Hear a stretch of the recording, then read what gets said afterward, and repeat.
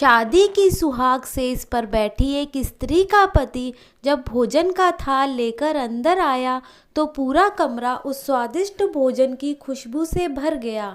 उस स्त्री ने अपने पति से निवेदन किया कि माँ जी को भी यही बुला लेते हैं तो हम तीनों साथ बैठकर भोजन करते।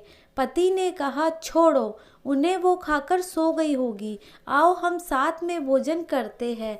उस स्त्री ने पुनः अपने पति से कहा कि नहीं, मैंने उन्हें भोजन खाते हुए नहीं देखा है।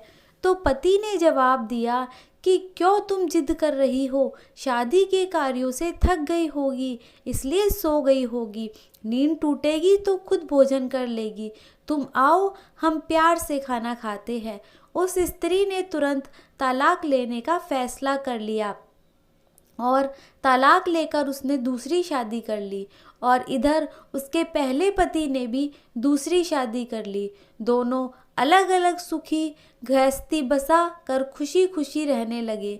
इधर उस स्त्री के 2 बच्चे हुए जो बहुत ही सुशील थे और बहुत ही आज्ञाकारी थे।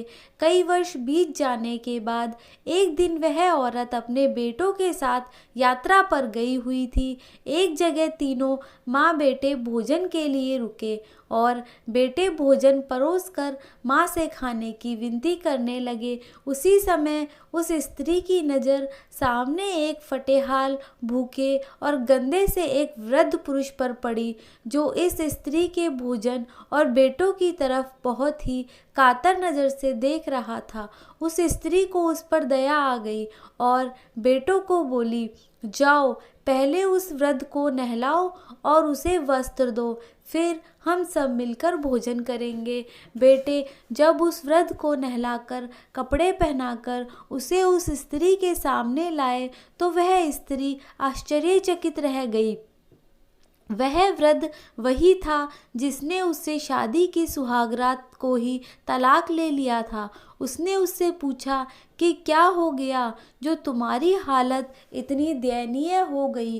तो उस वृद्ध ने नज़र झुका के कहा कि सब कुछ होते हुए भी मेरे बच्चे मुझे भोजन नहीं देते थे, मेरा तिरस्कार करते थे, मुझे घर से बाहर निकाल दिया। उस स्त्री ने जब उस वृद्ध से कहा कि इस बात का अंदाज़ा तो मुझे तुम्हारे साथ सुहागरात को ही लग गया था, जब तुमने पहले अपनी बूढ़ी माँ को भोजन कराने के बजाय उस स्वादिष्ट भोजन की थाल लेकर मेरे कमरे में आ गए और मेरे बार बार कहने के बावजूद भी आपने अपनी माँ का तिरस्कार किया था। उसी का फल आज आप भोग रहे हैं। दोस्तों, माता पिता के साथ तुम्हारा सलूक एक ऐसी कहानी है जिसे लिखते तो तुम हो लेकिन तुम्हारी संतान तुम्हें पढ़कर सुनाती है।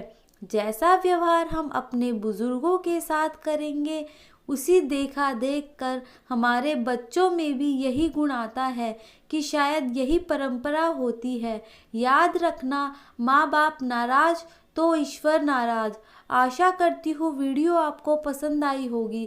वीडियो पसंद आई तो वीडियो को लाइक कीजिए, शेयर कीजिए एंड चैनल को सब्सक्राइब करना ना भूलिए। और आपकी क्या राय है हमें कमेंट सेक्शन में ज़रूर बताइएगा। Thank you.